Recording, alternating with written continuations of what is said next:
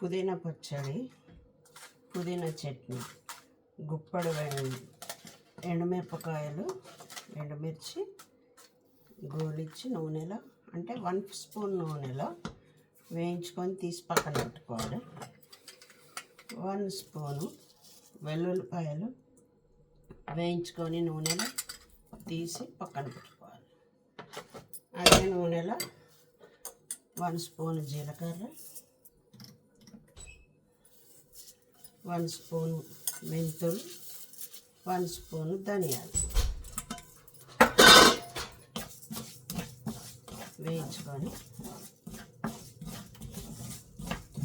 1 spoon నూనెలో మాత్రమే 1 spoon నూనెలో ఇది గోలించుకొని తీసుకొని పక్కన పెట్టుకోవాలి. మళ్ళీ 1 స్పూన్ నూనె వేయాలి.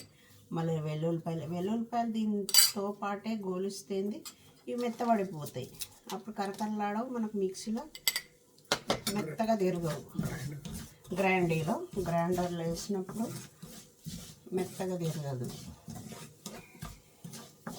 మెత్తబడిపోతాయి మిర్చి. అందుకే దానికి సపరేట్గా తీసి పెట్టుకుంటే వేయించుకుంటే అప్పుడు మనకు బాగుంటుంది.